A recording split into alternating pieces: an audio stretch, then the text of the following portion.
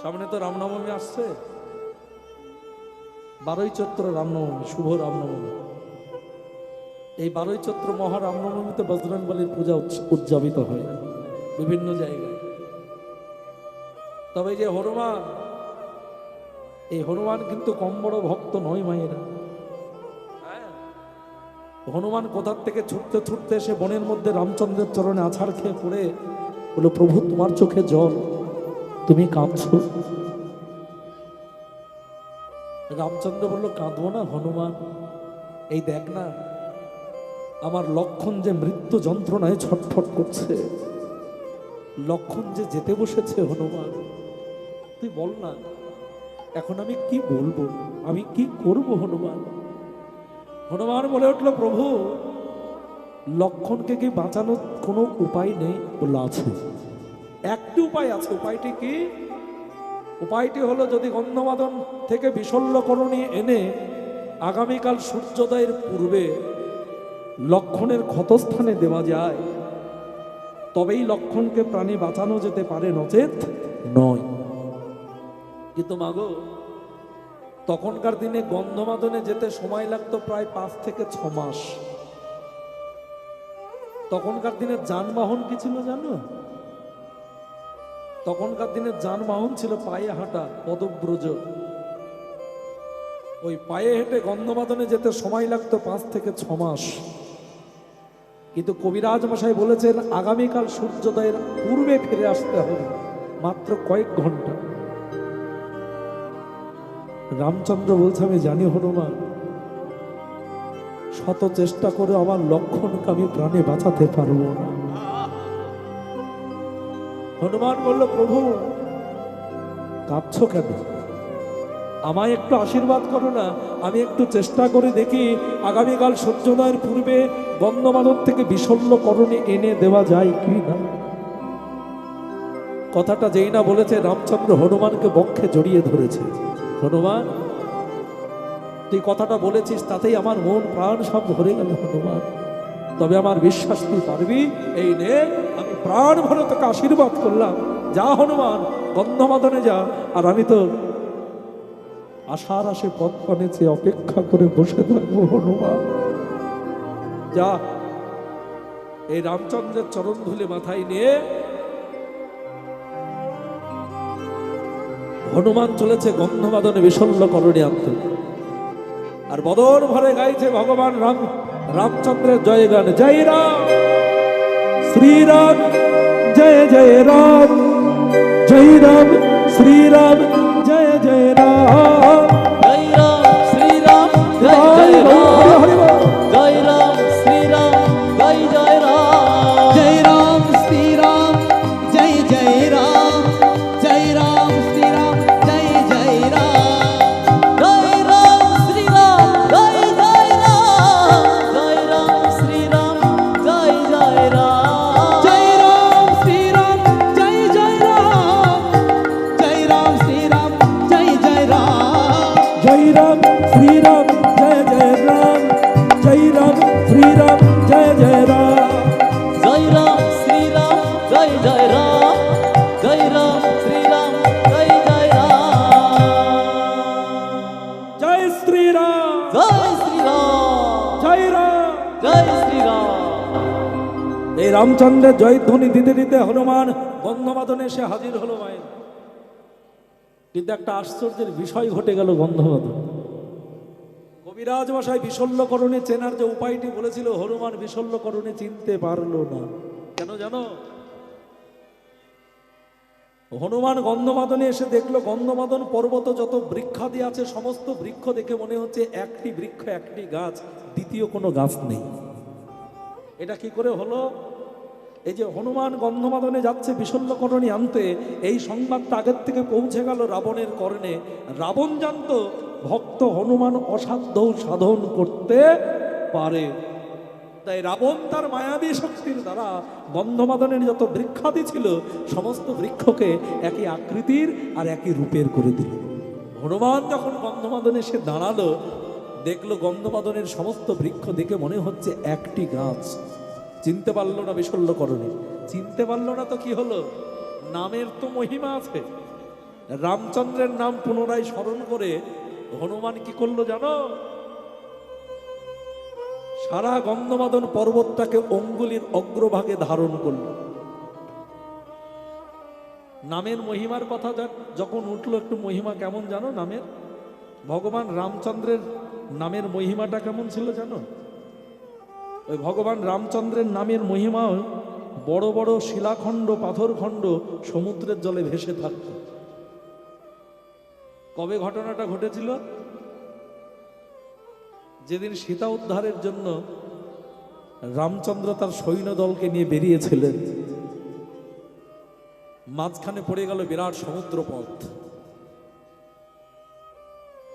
যত বানরের দল, হনুমানের দল, সকলে বড় বড় প্রস্তর খণ্ড পাথর নিয়ে এসে সমুদ্রের জলে ফেলে দিচ্ছে। রামচন্দ্র দূরে বসে বসে দেখছে যে বানরের দল, হনুমানের দল বড় বড় পাথর নিয়ে এসে সমুদ্রের জলে ফেলছে। পাথরগুলি তো জলে ডুবে যাচ্ছে না, ভেসে থাকছে। আমি একটু দেখি তো, পরীক্ষা করে। এই বলে রামচন্দ্র ছোট্ট একটা পাথর নুড়ি নিয়ে যেই না সমুদ্রের জলে ফেলেছে, দেখলো টুক করে নুড়িটা জলের তলায় ডুবিয়ে গেল, জলের তলায় তলিয়ে গেল। রামচন্দ্র আবার দ্বিতীয় একটি ছোট্ট পাথর খণ্ড নিয়ে আবার যেই না সমুদ্রের জলে ফেলেছেন, আবার পাথরটা জলের তলায় তলিয়ে গেল। তৃতীয়বার অবাক হয়ে আবার যখন ছোট্ট একটা নুড়ি নিয়ে সমুদ্র জলে ফেলতে যাবেন, দূর থেকে বজরংবলী হনুমান হাততালি দিচ্ছে। বাহ বাহ বাহ বাহ প্রভু, তুমি পরীক্ষা করে দেখছো পাথর জলে ফেলে ডুবছে না ভাসছে। রামচন্দ্র বলে, দেখে নিলে হনুমান? প্রভু। রামচন্দ্র বলছে, হনুমান, তোরাই বড় বড় পাথরখণ্ড শিলাখণ্ড জলে ফেলছিস, সেগুলো তো ডুবছে না, কিন্তু আমি ছোট্ট নুড়ি জলের মধ্যে ফেললাম, সেগুলো তলিয়ে গেল, কারণটা কি? হনুমান বলল, শোনো প্রভু, তুমি যাকে কৃপা করে তোমার চরণে ঠাঁই দাও, একমাত্র সেই সমুদ্রের জলে ভেসে থাকতে পারে। আর যাকে তুমি কৃপা করে চরণে ঠাঁই দাও না, সে সাগরের অতল তলে তলিয়ে যায়। জানো প্রভু, তুমি হয়তো জানে না তোমার নামের মহিমা কতখানি। আমরা ওই বড় বড় প্রস্তরখণ্ড শিলাখণ্ড সমুদ্রের জলে ফেলেছি, শুধু শুধু নয়, এই দেখো প্রভু, এই বড় বড় পাথর খণ্ডে তোমার নাম আমরা ক্ষত করে দিয়েছি। জয় রাম শ্রীরাম, জয় রাম শ্রীরাম লিখে লিখে পাথর খণ্ড যখন সমুদ্রের জলে ফেললাম, তোমার নামের মহিমায় পাথর খণ্ড কেউ জলে ডুবলো না, সবাই ভেসে থাকলো। হৃদয় গৌর হরি হরি বল, হরি। এই হলো নামের মহিমা, এই হলো নামের মহিমা। সেই হনুমান রামচন্দ্রের নামকে স্মরণ করে সারা গন্ধমাদনটাকে অঙ্গুলির অগ্রভাগে ধারণ করে চলে আসছে। আরে আসতে গিয়ে দেখলে একটা লাল টুকটুকে গোলাকার আগুনের মতো তেজ কি যেন একটা ধেয়ে আসছে তার দিকে। থমকে দাঁড়ালো হনুমান। গন্ধমাদন পর্বতটা অঙ্গুলির অগ্রভাগে আছে, দেখি তো কি। একটু কাছে আসতে বলছে, এই যে বন্ধু, ও বন্ধু। কে? গোলগাল দেখতে, লাল টুকটুকে রূপ, আগুনের মতো তেজ, কি নাম তোমার? আমার নাম ভানু। তোর নাম কি বল? কেন এসেছিস এখানে? কি নাম বললো মায়েরা? ভানু মানে? ভানু মানে সূর্য।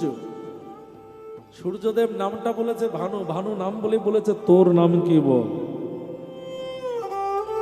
হনুমান বলে উঠলো, বন্ধু তোমার নাম ভানু আর আমার নাম হলো হনু। নামটা বলেই বলছে, নামে নামে যখন এত মিল, সম্পর্কটা দূরে রেখে গেলাম। হনুমান বলছে, এসো না, একটু আমরা মিত্রতা স্থাপন করি। এসো এসো, মিত্রতা স্থাপন করি। সেই কালকে বিকেল থেকে দেখা নাই তোমার সঙ্গে, এসো। হ্যাঁ, ও আমার সারথি। এই হনু আর ভানুতে যেই না আলিঙ্গন করতে গিয়েছে বাবা মিত্রতা স্থাপনের জন্য, সঙ্গে সঙ্গে হনু করেছে কি, ভানুকে একদম বগল দাবা করে নিয়েছে। হৃদয় গৌর হরি হরি বল।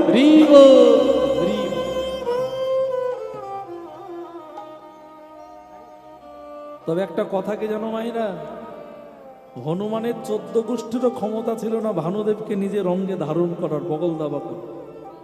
সেদিন সূর্যদেব যদি না কৃপা করে নিজের তেজ সম্বরণ করে হনুমানের অঙ্গে ধরা না দিতেন, সেদিন সূর্যদেব ধরা দিয়েছিলেন হনুমানকে কৃপা করে। কেন জানো? কারণ রাম লক্ষ্মণ ছিল সূর্য বংশের সন্তান। সূর্য দেখলো আমি যদি একবার উদয় হয়ে যাই তাহলে লক্ষ্মণের মৃত্যু ঘটবে, আর তার জন্য চির অপরাধী হয়ে থাকবো আমি বরং এক কাজ করি, ওই হনুমান আসছে তার হাতে ধরা দিই। তাই সেদিন সূর্যদেব নিজের তেজ সম্বরণ করে হনুমানের অঙ্গ ধরা দিল। হনুমান সূর্যদেবকে বগল দাবা করে সারা গন্ধমাদনটা নামিয়ে সঙ্গে সঙ্গে চিৎকার করে ডেকে উঠলেন রামচন্দ্রকে, আমার প্রভু গো।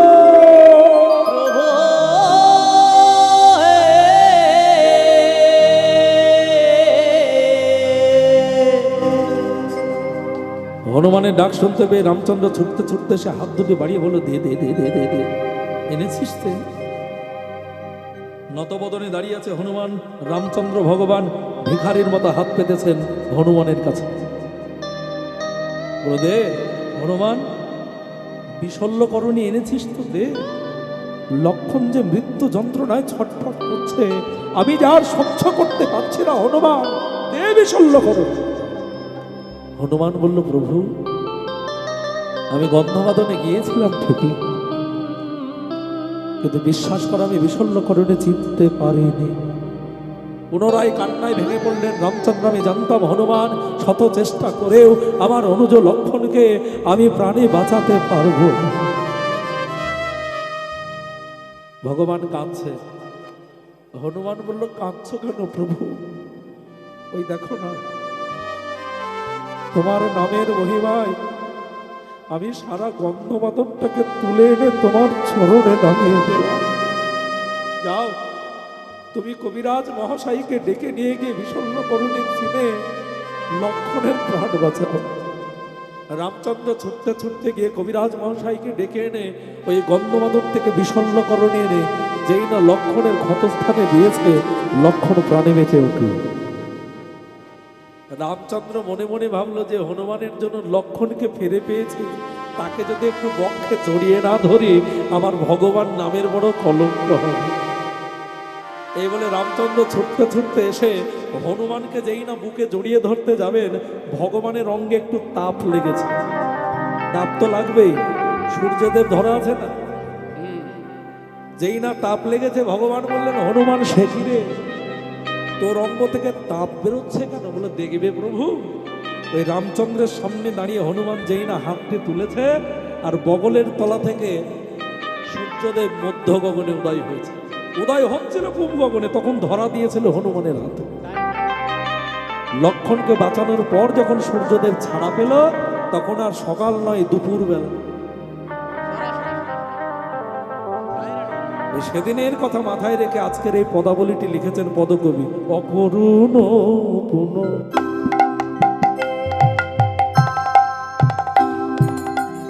বালয়রুণ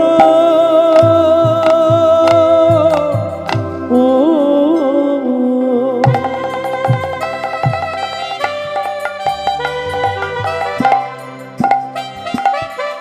উদিত মুদিত কুমুদ বদন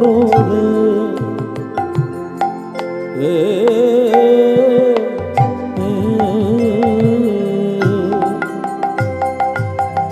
অকরুণ পুন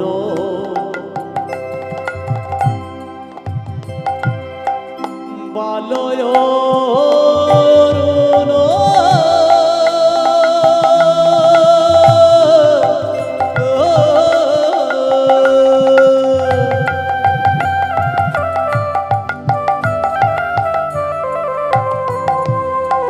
উদিত মুদিত কুমুদ বদন রে,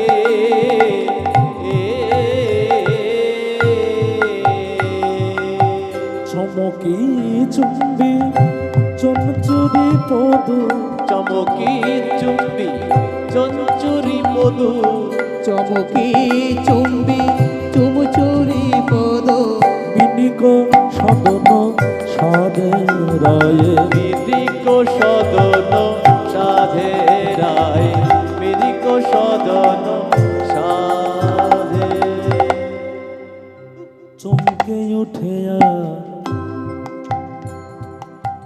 চুম্বন করে চমকে ওঠে আর চুম্বন করে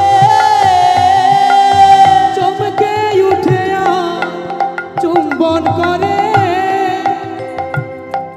ধরা পড়ে যাবে বলে চমকে উঠে আর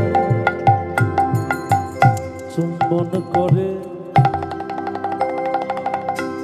ধরা পড়ে যাবে বলে ওই কুমুদিনীর হৃদ মন্দিরে ধরা পড়ে যাবে বলে কুমুদিনীর হৃদ মন্দিরে ধরা পড়ে যাবে বলে কুমুদিনীর হৃদ মন্দিরে যাবে বলে কুমুদিনীর হৃদ মন্দিরে ধরা পড়ে যাবে বলে চমকে ওঠে আর চুম্বন করে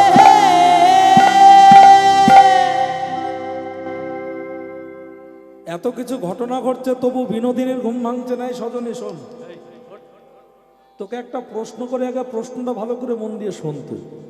বল কি জানি সজনী রজনী তো আর কি অল্প কিছু রাত্রি বাকি আছে? বাকি নেই? ভালো করে দেখতে দি, বাকি নেই আর আর আর নিশি নেই? বলো না রে আর নিশি বাকি নই। দেখ ঘু ঘু ঘন ঘন ঘোষিত ঘোষ, ঘু ঘু শব্দ শোনা যায়। শব্দ কিসের? এই যে ঘু ঘু শব্দটা কিসের শোনা যাচ্ছে? গোয়ালিনীদের দধি মন্থনের ধ্বনি। আগেকার দিনে গোয়ালিনীরা অন্ধকার থাকতে জেগে উঠে দধি মন্থনে কাজ করত। এই দধি মন্থনের ধ্বনি শোনা যাচ্ছে আর নিশি নেই। শুধু তাই নয়, ওই দেখ গত জামিনী জিত দামিনী কামিনী কুলো লাজে।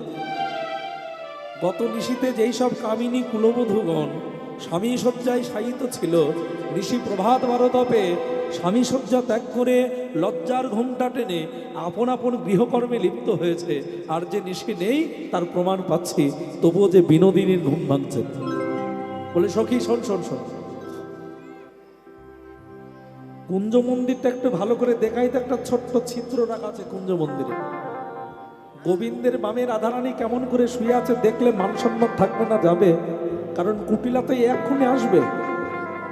দেখলে মান সম্মান থাকবে না? যাবে, একটু ভালো করে কুঞ্জ মন্দিরটা দেখতো, ভালো করে দেখবে। এই দাঁড়াও, দেখছে, ভালো করে দেখ।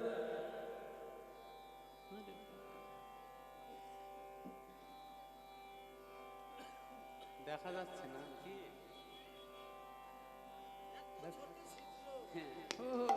ছোট ছিদ্র দেখা যাচ্ছে না? দূরবীন লাগিয়ে দেখ।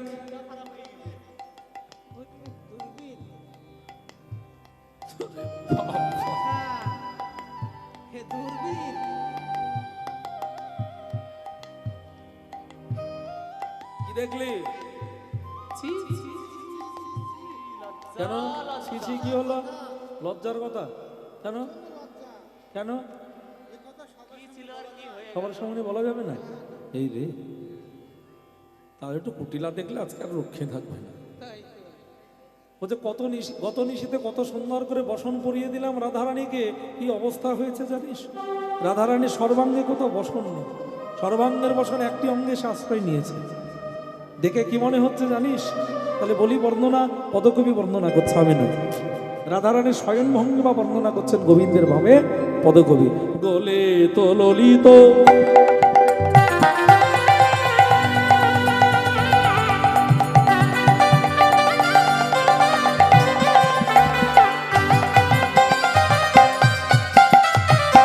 বসন সাজে,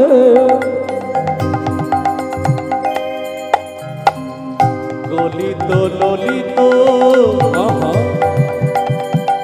বসন সাজে, গলিত ললিত, গলে তো ললিত। রাধারণের অঙ্গের বসন গলিত ললিত। গলিত ললিত মানে অগোছল, আর ঠিকঠাক জায়গা মতো বসন নেই। গলিত ললিত, অগোছল বসন। গলে তো ললিত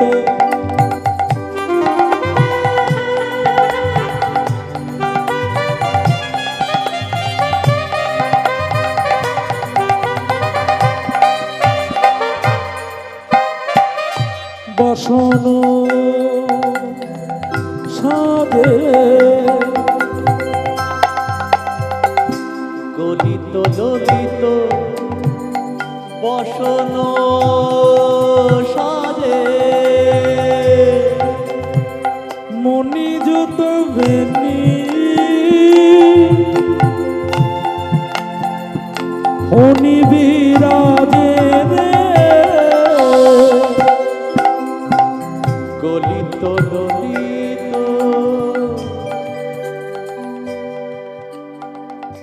বসন সাজে রাধে মণিযুত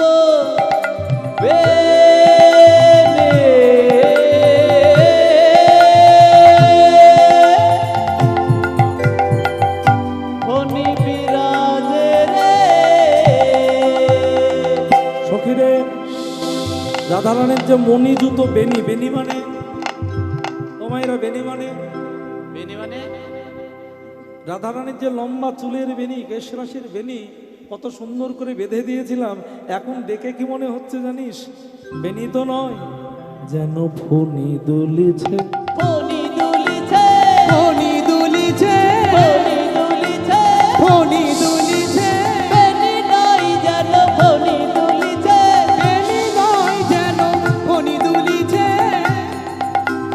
মণিযুত তাই গৌর হরি হরি। ফণি বিরাজে রে উচ্চ করক দীপঙ্কর বাবু,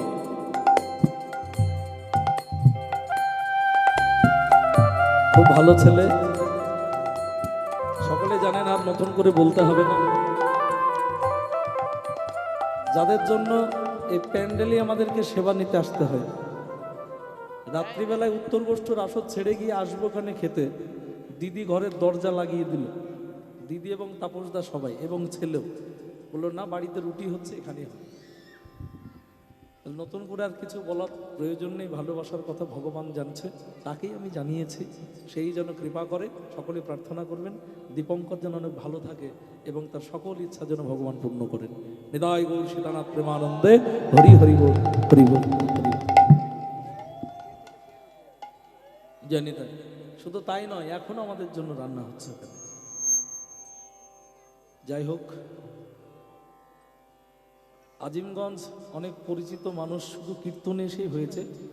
প্রথম যে বছর এসেছিলাম, গতবারের আগের বার, আমার প্রিয় দাদা ভাই পার্থদার জন্য আমি এসেছিলাম। তার আগের বার পার্থদাই প্রথম আমাকে এই হরিবাস করে নিয়ে এসেছিল। এই বছরে আবার আমি আপনাদের মতো ভক্তের চরণে গড়াগড়ি দেওয়ার সুযোগ পেয়েছি বলেই তো আপনাদের মতো ভালো মানুষের সঙ্গ হলো। একটু আশীর্বাদ করবেন, জগৎ সংসারে যতদিন থাকবো ততদিনই যেন আপনাদের মতো ভক্তের চরণে গড়াগড়ি দিতে পারি, আর শেষের দিনেও যেন বদনে কৃষ্ণ গুণগানটা গাইতে পারি। নিতাই গৌর সীতানাথ প্রেমানন্দে হরি বল, হরি বল, হরি বল। জয় নিতাই। তাহলে রাধারানীর যে লম্বা চুলের বেনি দেখে মনে হলো বেনি নয় যেন ফণি, শুধু তাই নাই, উচ্চ করক রুচি চোরক, উচ্চ চৌরক রুচি চৌরক উচ্চ চোরক রুচি চোরক উচ্চ জোরক, উচ্চ জোরক, উচ্চ জোরক মাঝে রায়, চৌরক মাঝে আয় উচ্চ চৌরক মাঝে আহারে আহারে আহারে আহারে শূন্য স্থানের পূরণ করেছে, শূন্য স্থানে পূরণ করেছে শূন্য স্থানে পূরণ করেছে জানিরা বলো উচ্চ কৌরক রুচি চৌরক কুচ জৌরক মাঝে, আবার বললো শূন্য স্থানের পূরণ করেছে। শূন্য স্থানই বা হলো কোথায়, আর পূরণই বা করলো কে? একটু বুঝিয়ে বলি। রাধা মাধব গতনিশীতে রাসরসে বিলাস করে ক্লান্ত পরিশ্রান্ত ভরে সেবাপরায়ণা সখীগণের সাজানো কুসুম পালঙ্ক পরে শয়ন করেছিলেন। তাদের প্রতি অঙ্গের সঙ্গে প্রতি অঙ্গের মিলন হয়েছে রাধা গোবিন্দের। নয়নের সঙ্গে নয়নের মিলন ঘটেছে, বদনের সঙ্গে বদনের মিলন ঘটেছে, হস্তের সঙ্গে হস্তের মিলন ঘটেছে, চরণের সঙ্গে চরণের মিলন ঘটেছে। শুধু মিলন ঘটেনি একটি অঙ্গের, সেটা হলো গোবিন্দ বক্ষের সঙ্গে রায়বক্ষ মন্দিরের মিলনটা পরিপূর্ণ হলো না। কেন জানো? এই যে রাধারানীর যে সুউচ্চ যুগল পয়োধর, পয় মানে দুগ্ধধর মানে ধারণ করে, তার উপর আবার অন্তরে আছে গভীর কৃষ্ণ প্রেমানুরাগ, আরো জলধি তরঙ্গের মতো ফুলে ফেপে উঠেছে। আর সেই কারণে রায়বক্ষ মন্দিরের সঙ্গে গোবিন্দ বক্ষ মন্দিরের মিলন পরিপূর্ণ হলো না। রাধারানীর যে লম্বা চুলের বেনি, মনে মনে ভাবলো এই সুযোগে একটু যুগল সেবা দেওয়া যাক। তাই রাধারানীর লম্বা চুলের বেনি উভয়ের বক্ষ মন্দিরে সে আশ্রয় নিল। ফলে কি হলো? শূন্যস্থানের পূরণ হলো না, মিলন পরিপূর্ণ হয়ে গেল। ওই কারণে বলা হলো শূন্যস্থানের পূরণ করেছে রাধা গোবিন্দের যুগল মিলন। তড়িত জড়িত জলদ ভাতি, দোহে সুখে সুতির হলো মাতি, মাতি যিনি ভাদর রসবাদর পরমাদর সেজ, পরমাদর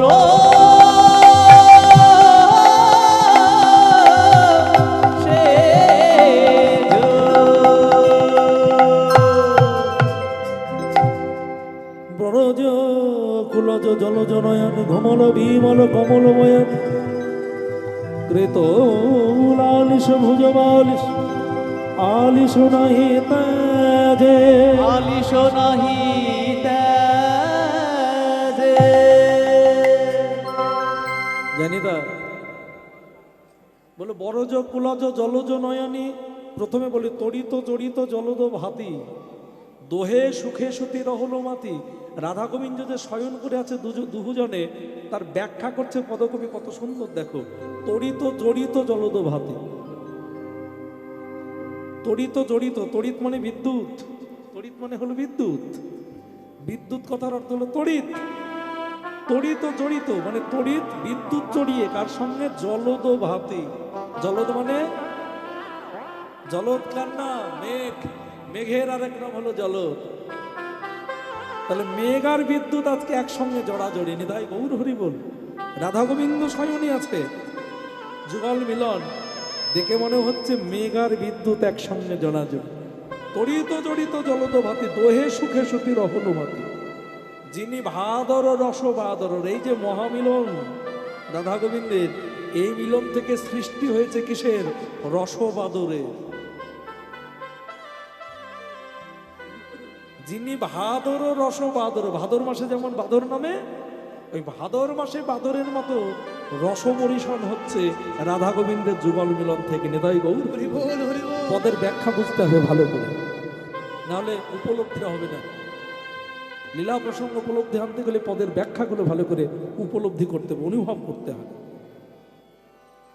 রাধা গোবিন্দের যুগল মিলন থেকে যে রসবাদরের সৃষ্টি হলো, সেই রসবাদরের কি সবাই ভিজতে পারলো? হ্যাঁ, সেই রসবাদরে কি সবাই ভিজতে পারলো না? সবাই ভিজতে পারলো না। একমাত্র তারাই ভিজলো যারা প্রেমের ছত্র মাথায় দিল। যারা প্রেমের ছত্র মাথায় দিল, একমাত্র রাধা গোবিন্দের মিলনের যে রসবাদর, সেই রসবাদরের প্রেম বরিশনে তারাই ভিজলো যারা প্রেমের ছত্র মাথায় দিল। আর কারা বাকি রইল ভিজলো না? যারা মায়ার ছত্র মাথায় দিল, তারাই ভবে পড়ে রইল। জানি তাই গৌর হইল। এক সখী আরেক সখীকে বলছে, দেখেছিস বরজ কুলজ জলজ নয়নে, ঘুমল বিমল কমল বয়ানে। বরজ মানে ব্রজ, ব্রজবুলি ভাষা এটা। বরজ মানে ব্রজ, কুলজ মানে কুলোদ্ভূত, জলজ নয়নে মানে মেঘের ন্যায় যার নয়ন দুখান, ঘুমল বিমল কমল বয়ানে। আমাদের পদ্মমুখী রাধারানী কত সুন্দর ঘুমিয়ে আছে, দেখেছিস? রায় অট্টালিকাকে পরিত্যাগ করে বনের মধ্যে আসে কেমন ভাবে ঘুমিয়েছে। শুধু রাজপ্রাসাদ ত্যাগ করেছে তা নয়, মাথার বালিশও নেই। মাথার বালিশ ছেড়ে দিয়ে কি করেছে জানো? কৃত লালিশ ভুজ বালিশ। রাধা মাধব উভয় বাহুকে বালিশ। তাহলে রাধা মাধব আজকে মাথায় বালিশ নেয়নি, মাথার বালিশ ত্যাগ করে সর্বসুখ ত্যাগ করে দেখেছিস কেমন করে রাধা গোবিন্দ উভয় উভয়ের বাহুকে বালিশ করে ঘুমিয়েছে। দূর থেকে চিত্রা চিৎকার করে বলে উঠলো, ললিতা এ ঘুমনের একটু স্বাদ আলাদা, নিতাই গৌর হরি বলে এ ঘুমনের একটু স্বাদ আলাদা। যেমন তোমরাও দেখতে পারো পরীক্ষা করে, স্বামী স্ত্রী দুজনে মাথার বালিশ না নিয়ে উভয়ের বাহুকে একদিন বালিশ করে ঘুমিয়ে দেখবে, এ ঘুমনের একটু স্বাদ আলাদাই হবে। নিতাই গৌর হরি।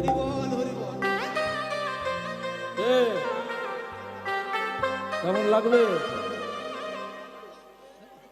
তোমার মতো হলে হবে না, চলে যায় বাপের বাড়ি, চলে যায়। তোমার মতো হলে হবে না, চলে যায়।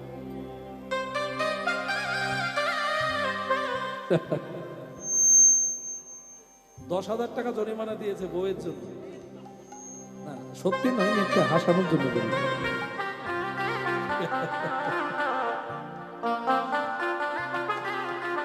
অনুরাগ থাকতে হবে স্বামী স্ত্রীর মধ্যে, অনুরাগ প্রেম, তবেই উভয় উভয়ের বাহুকে বালিশ করে ঘুমলে তার স্বাদ পাওয়া যাবে, তৃপ্তি পাওয়া যাবে, তার আগে কখনো না। দেখে কি মনে হচ্ছে জানো?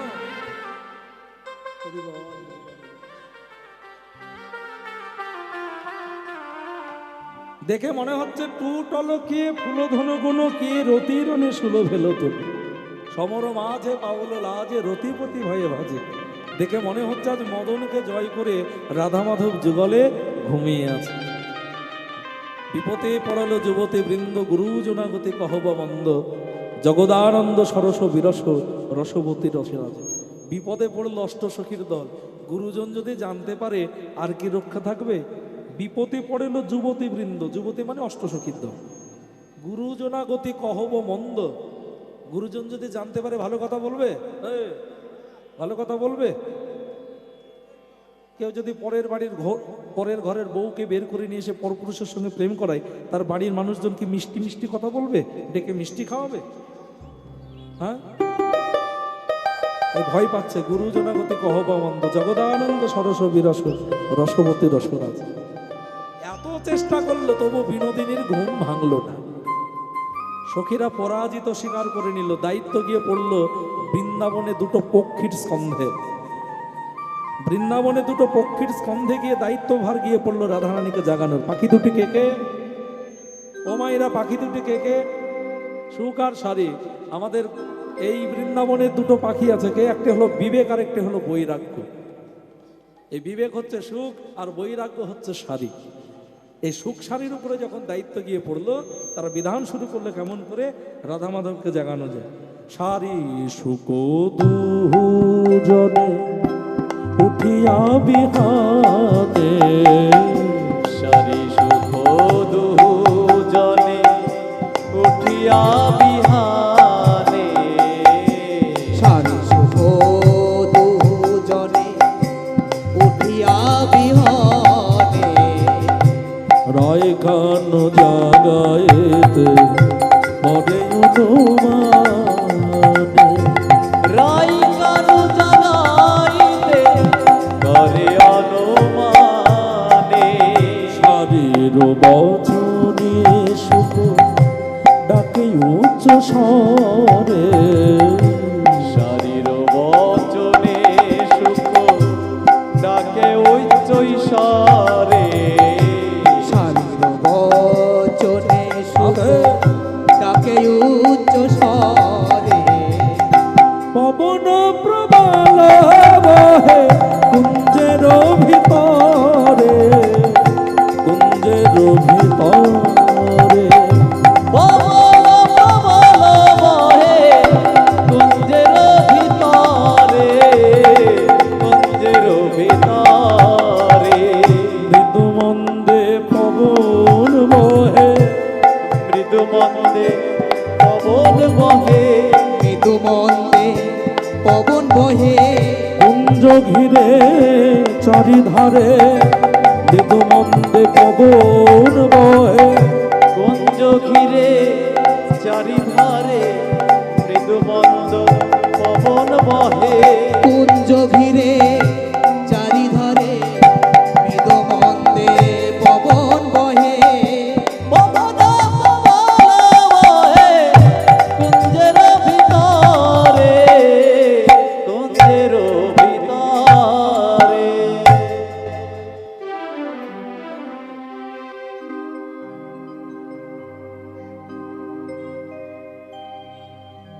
ডালেতে বসিয়া শুক করে চারু ধানি, করে চারুধানী। জাগিয়া উঠিল আমার রাধা বিনোদিনী। রাধা বিনোদিনী। হরি হরি বল, হরি বল। রাধা বিনোদিনী।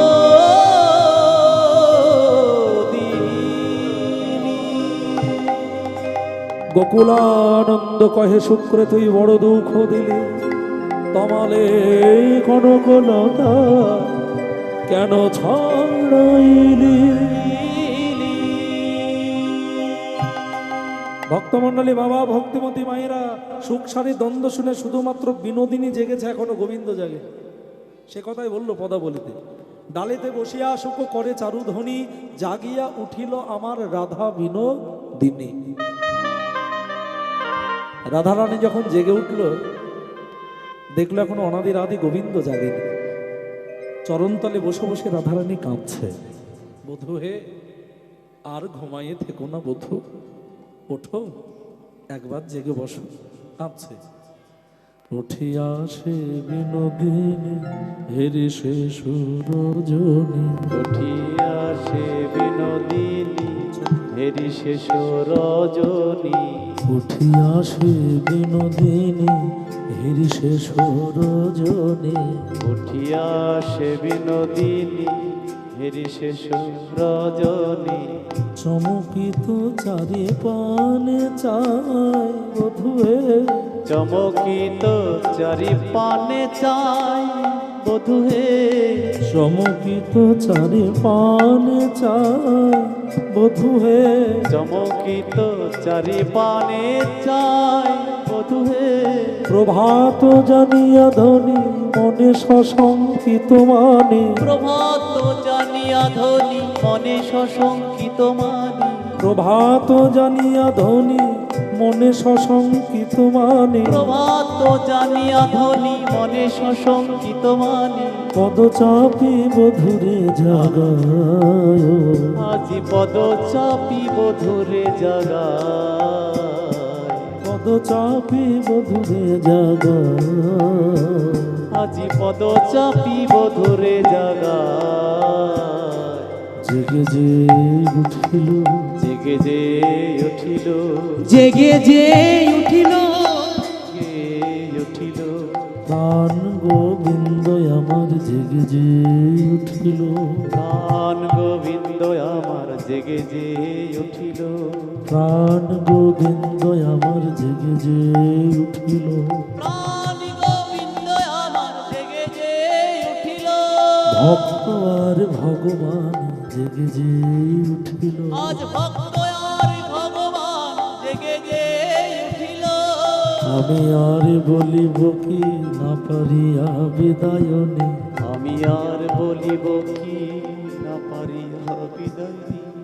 আমি আর বলিব কি না পারিয়া বিদায়নে। আমি আর বলিব কি না পারিয়া বিদায় নিই। সকলি গোচর রাঙা পায় বধুয়ে, সকলি গোচর রাঙা পাই বধুয়ে। এ যদু নন্দন বলে দুহু ভাসে প্রেম জলে। এ যদু নন্দন বলে দুহু ভাসে প্রেম জলে। এ যদু নন্দন বলে দুহু ভাসে প্রেম জলে। এ যদু নন্দন বলে দুহু ভাসে প্রেম জলে। লোরে দুহু দেখিতে না পাই গো, লোরে দুহু দেখিতে না পাই গো। দুজনাই কাঁদছে, দুজনাই কাঁদছে। দুজনাই কাঁদছে। ভক্ত আর ভগবান দুজনাই কাঁদছে। ভক্ত আর ভগবান দুজনাই কাঁদিছে। রসের হাট ভেঙে যাবে গো, দুজনাই কাঁদছে। রসের হাট ভেঙে যাবে বলে দুজনাই কাঁদিছে। রসের হাট ভেঙে যাবে বলে দুজনাই কাঁদছে। রসের হাট ভেঙে যাবে বলে দুজনাই কাঁদিছে। জানি তাই রাধা গোবিন্দ দুজনেই কাঁদছে। কেন? সারা নিশি ধরে বৃন্দাবনের নিধুবনের নিকুঞ্জ কাননে যে রসের হাট বসিয়েছিল, আনন্দের বাজার বসিয়েছিল, নিশি প্রভাত হলেই তো আনন্দের বাজার ভেঙে যাবে, রসের হাট ভাঙবে। আর রসের হাট ভাঙলেই আপন আপন ঘরে ফিরতে হবে। এই বিরহ যন্ত্রণাটা কিছুতেই সহ্য করতে পারছে না রাধা এবং গোবিন্দ। কেউ কাউকে ছেড়ে যেতে পারছে না, না পারছে ভক্ত ভগবানকে ছেড়ে যেতে, না পারছে ভগবান ভক্তকে ছেড়ে যেতে। দুজনেই দুজনকে জড়িয়ে ধরে কাঁদছে। এই যে আপনাদের এই কালীতলা হরিবাসরে বিগত কয়েকদিন ধরে যে রসের হাট বসেছিল, আমার কমিটির দাদা ভাইরা পরের দাঁড়ে দাঁড়ে ভিক্ষা করে যে আনন্দের সভা বসিয়েছিলেন, আর কিছুক্ষণ পরে যখন কীর্তনের সমাপ্তি হবে, এই রসের হাট তো ভাঙবে। আর এই রসের হাট ভাঙলে প্রথমে কে কাঁদবে জানেন? যারা রসের হাটটা বসিয়েছিলেন, কমিটির দাদা ভাই। তারপরে কাঁদবেন আপনারা। আপনারাও তো এই আনন্দের বাজারের সবাই মিলে অংশীদার ছিলেন।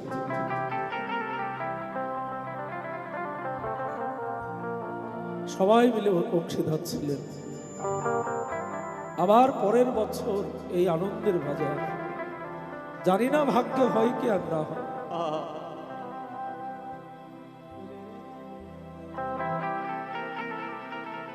জানি না ভাগ্যে আর হয় কি না হয়,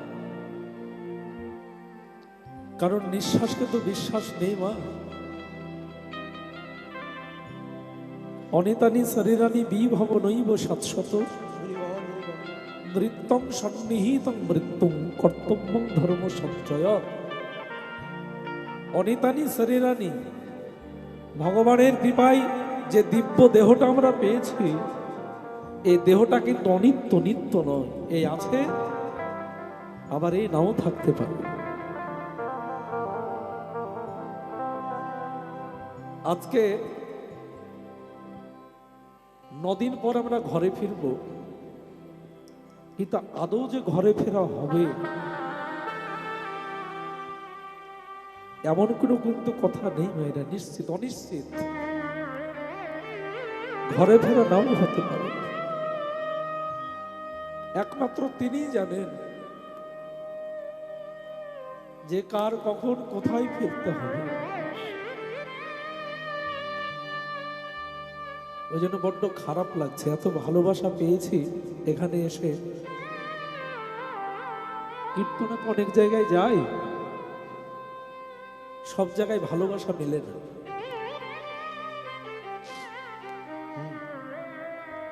অনেক জায়গায় যাই, সব জায়গায় ভালোবাসা পাওয়া যায় না, কিন্তু আপনাদের এখানে খুব সম্মান পেলাম, ভালোবাসা পেলাম। আপনাদের মতো ভক্তের চরণে গড়াগড়ি দেবার সুযোগ পেলাম। আপনাদের কাছে একটা প্রার্থনা, আমার কর্তৃপক্ষের দিদি ভাইরা ভিক্ষার পাত্র নিয়ে আপনাদের কাছে যাবে। আপনারা যে যা পারবেন ভিক্ষার থালায় দান করবেন। কমিটির দিদি ভাইরা ভিক্ষার পাত্র নিয়ে আপনাদের কাছে বেরোচ্ছে, আপনারা যে যা পারবেন ভিক্ষার পাত্রে আপনারা দান করবেন। জানেন ওই জন্য রসের হাট যখন ভাঙবে মা, প্রথমে কাটবে আমার কমিটির দাদা ভাইরা, তারপরে কাটবেন আপনারা, আপনারা যারা এই আনন্দের বাজারে অংশ নিয়েছিলেন। আর এদিকে অপ্রাকৃত বৃন্দাবনে কাঁদছে অপ্রাকৃত নায়ক নায়িকা রাধা গোবিন্দ। কারণ দুজন দুজনকে ছেড়ে আপন আপন ঘরে ফিরতে হবে। দুজনাই কাঁদছে, দুজনাই কাঁদিছে, রসের হাট ভেঙে যাবে বলে দুজনাই কাঁদছে। রসের হাট ভেঙে যাবে বলে দুজনাই কাঁদিছে। ভক্ত আর ভগবান দুজনাই কাঁদছে, আজ ভক্ত আর ভগবান দুজনাই কাঁদছে। নরে দু দেখিতে না পাই গো, লরে দুহু দেখিতে না পাই গো, নরে দু দেখিতে না পাই গো। আজ লরে দুহু দেখিতে না পাই গো। গোবিন্দ জেগে উঠে বসছেন, ভাবতে কেমন মায়েরা। রাধারানী চরণ সেবা করলো। এই দেখো এখানে একটি শিক্ষা দিয়েছে রাধারানী। জীবাত্মা পরমাত্মাকে জাগাচ্ছে, জীবাত্মা জাগাচ্ছে পরমাত্মাকে, কিন্তু ভাবটি কেমন। রাধারানী জাগাচ্ছে গোবিন্দকে কেমন করে? অঙ্গ স্পর্শ করে, চরণ স্পর্শ করে, চরণ ছুঁয়ে। উঠিয়া আসে বিনোদিনী, হেরিশেষে রজনী, চমকিত চারিপানে পায়। মনে সশঙ্কিত মানে পদচাপী বধুরে জায়গায়, চরণ স্পর্শ করে, চিৎকার করে নয়। কিন্তু আমরা কি করি? একটু বেলা পর্যন্ত ঘুমিয়ে থাকলে মায়েরা কি করে? কোনো বাবা যদি একটু বেলা পর্যন্ত ঘুমিয়ে থাকে, ম্যাক্সিমাম বাড়িতে হয়, মায়েরা কি করে? যেমন ঝাড়ু হাতে ঝাড় দিচ্ছে, বাবা ঘুমিয়ে আছে, কই গো উঠলে না? বাবা একটু সাড়ে করে পাশ ফিরে শুলো, আবার আমার মা ঝাড় দিচ্ছে 5 মিনিট, কই গো। তৃতীয়বারের বেলায় কিন্তু আর ডাকবে না বাবা, একদম ডাইরেক্ট। চিৎকার করে কখনো ডাকতে নেই কোনো ঘুমন্ত মানুষকে। এটা শুধু আধ্যাত্মিক নয়, এর পিছনে সায়েন্টিফিক কিছু কাজ আছে, কারণ আছে, বৈজ্ঞানিক সম্মত কিছু কারণ আছে। কোনো ঘুমন্ত মানুষকে চিৎকার করে জাগাতে গেলে হৃদরোগে আক্রান্ত হয়ে মৃত্যুবরণ করতে পারে, হার্ট অ্যাটাক যাকে বলে, ব্রেন স্ট্রোক করে মৃত্যু হতে পারে তার। ওই জন্য ঘুমন্ত মানুষকে কখনো চিৎকার করে ডাকবে না, অঙ্গ স্পর্শ করে ডাকো। রাধারানী যেমনটি করছে, পদচাপী বধুরে জাগায়, অঙ্গ স্পর্শ করে জাগাও, অঙ্গ স্পর্শ করো, তার গায়ে হাত দাও, তাকে আলতোভাবে ডাকো, চিৎকার নয়। এটা বিজ্ঞান বলেছে, আধ্যাত্মিক তত্ত্ব বলেছে। গোবিন্দ জেগে উঠে বসছেন, ভাবতে কেমন। উঠেল না গো বড় নিন্দের মালিশে, উঠিল উলুধ্বনি মায়েরা, হরি হরি বল। নিন্দের আলিশে, উঠিল না গুরুবার নিন্দের আলিশে, উঠিল নগর বার নিন্দের আলিশে। দুটি আখি ঢুলু ঢুলু হিলন বালিশে, দুটি আখি ঢুলু ঢুলু হেলালো বালিশে। উঠিল না গুরুবার নিন্দের আলিশে, দুটি আখি ঢুলু ঢুলু হিলন বালিশে। উঠিল নগর বার নিন্দের আলিশে, দুটি আখি ঢুলু ঢুলু হেলালো বালিশে। উঠিল না গুরুবার নিন্দের বালিশে। জানিদা, ভিক্ষাটা কম হচ্ছে নাকি মা? কম দিচ্ছে একটু? কালকে ভালো হয়েছিল, আজকে চাইলে মারবে আমাকে। এরা রেডি হয়ে এসেছে।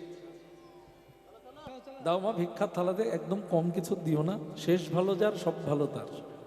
ভগবানের উদ্দেশ্যে দান করো, ভগবান তোমাদের ভালো রাখবেন, সুখে রাখবেন। তোমাদের অন্নের, অর্থের, বস্ত্রের কোনো অভাব রাখবেন না ভগবান। হাসি মুখ চিরদিন থাকবে। নেতাই গৌর সীতানাথ প্রেমানন্দে হরি হরি। গোবিন্দের কাঁচা ঘুম ভেঙেছে তো, একটু সকাল সকাল ডাকা হয়ে গেছে, জাগানো হয়ে গেছে গোবিন্দ। আর একটু ঘুম হলে ভালো হতো। আর কাঁচা ঘুম থেকে জেগে উঠলে যেমন দশা হয়, কাঁচা ঘুম থেকে জেগে উঠতে গিয়ে গোবিন্দ পড়ে যাচ্ছেন। আর যেই না পড়ে যাচ্ছেন, পাশেই ছিল রাধারানী। কি করলো? এবার বাহু পসারিয়া ধনী বধূ নিল করে। তাই গৌর হরি হরি বল, গৌর হরি হরি বল। নীল রে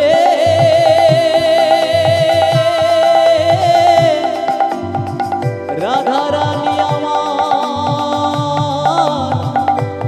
বধূ নীল রে। এবার বাহু পসারিয়া ধনী বধূ নিল করে। বাহু পসারিয়া ধনী বধূ নীল করে। আর অনিমেষ লোচন বদন নেহারে। অনিমেষ লোচন বদন নেহারে। অনিমেষ লোচন বদন হারে।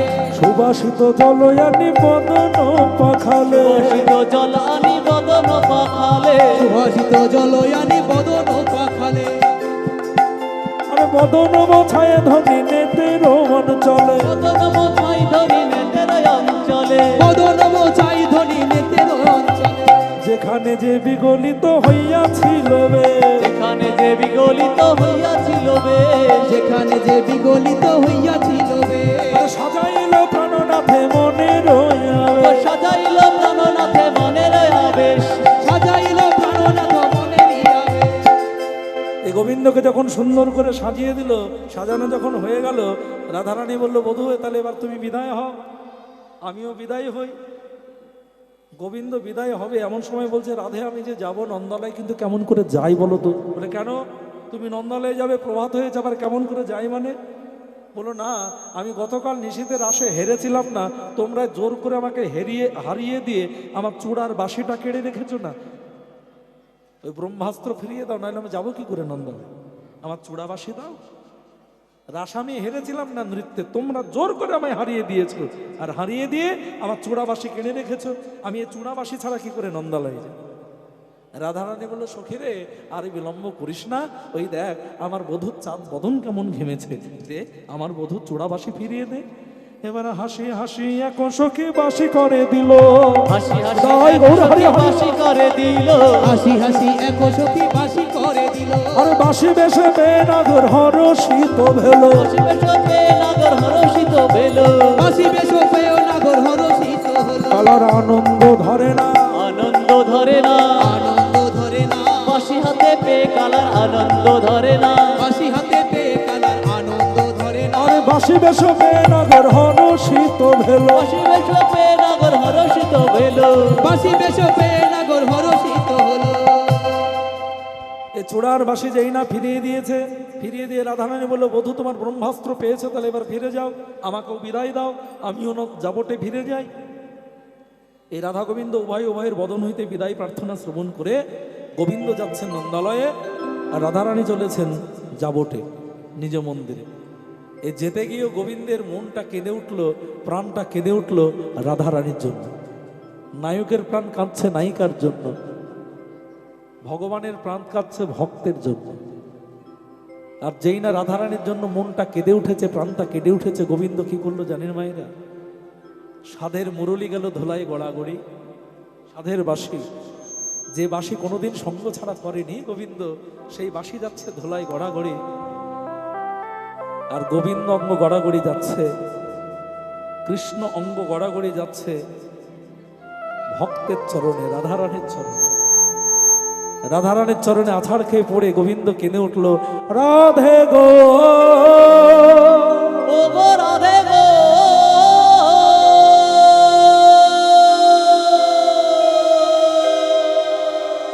তোমার চরণে আমার কিবা নিবেদন জানো রায়, তোমার ভাবে আমায় ভাবিত করে দাও, তোমার প্রেমে আমায় প্লাবিত করে দাও। আমি তোমার ভাবে ভাবিত হয়ে, আমি তোমার প্রেমে প্লাবিত হয়ে ছুটে যাব নদিয়া,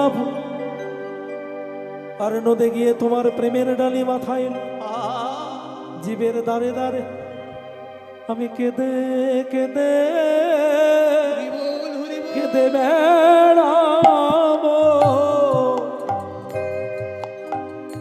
রাধে গো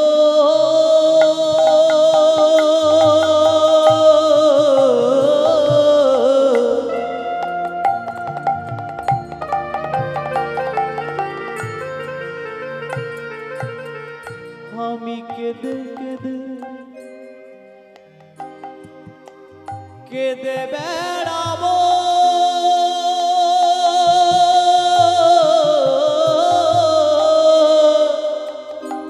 রাধে গো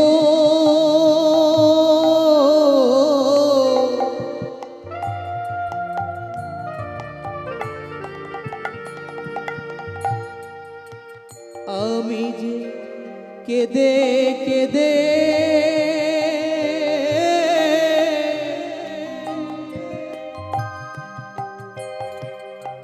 কেঁদে বেড়াবো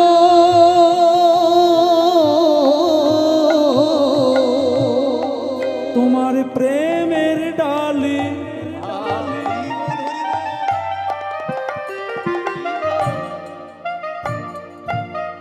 আমি মাথায় লয়ে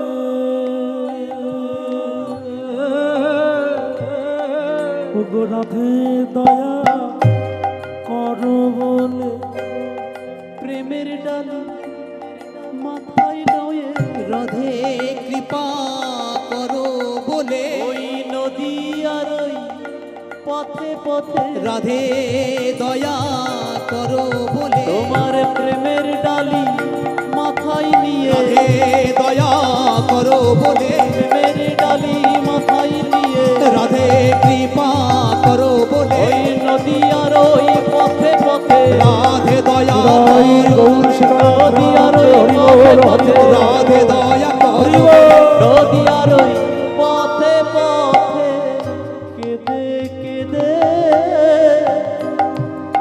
কেঁদে বেড়াবো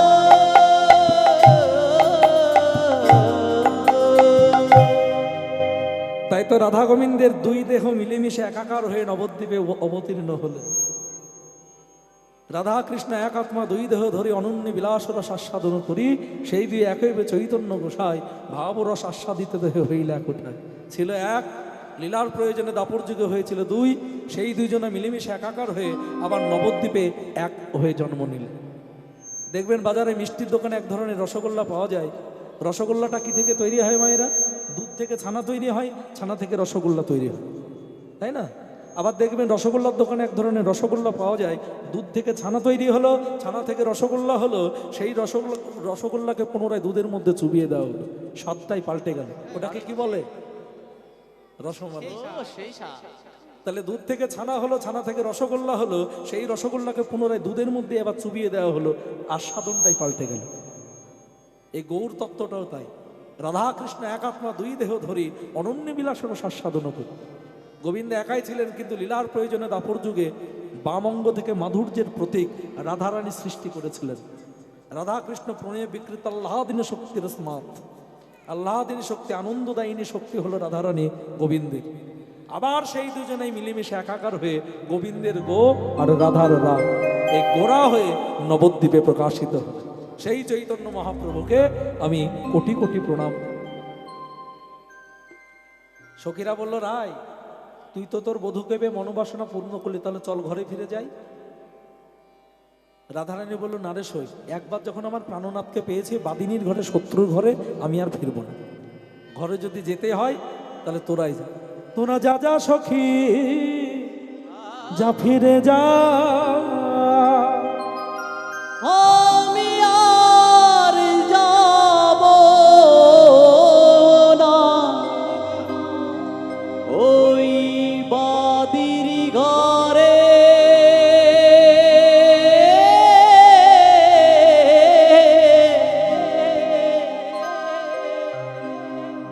যা যা সখী যা ফিরে যা।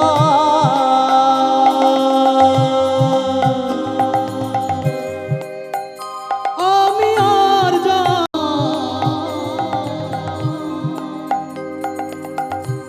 বাদির ঘরে,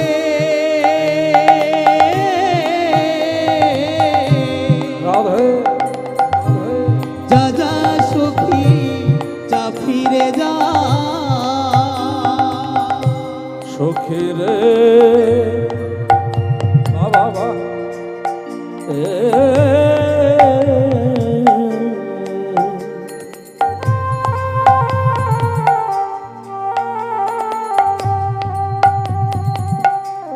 ঘরে গিয়ে ইহাই বলল ও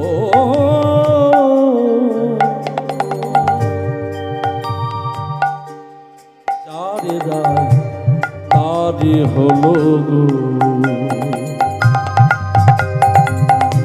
ঘরে গিয়ে রাধে রাধে রাধে ইহাই বল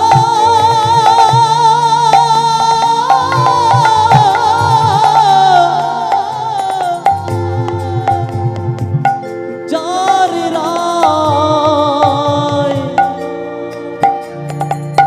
তারি হলো যা যা সখী যা ফিরে যা আমি আর যাব না বাবির ঘরে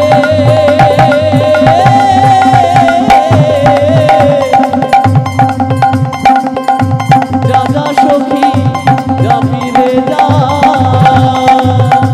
যা যা সখী যা ফিরে যা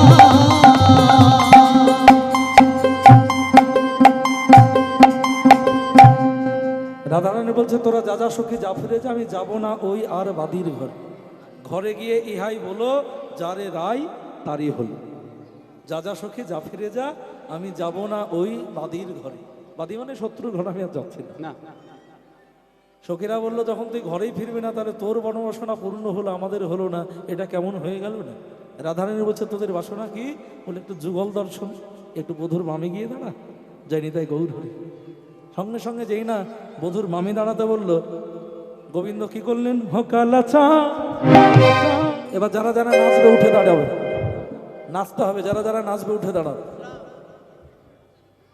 না আমি নাচতে পারবো না ওরাও নাচছে তোমরাও নাচো জয় রাধা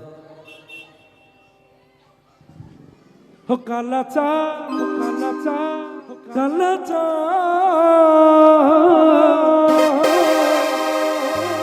কালা চাঁদ চাঁদ চাঁদ চাঁদের বামে চাঁদ বদনি দাঁড়ালো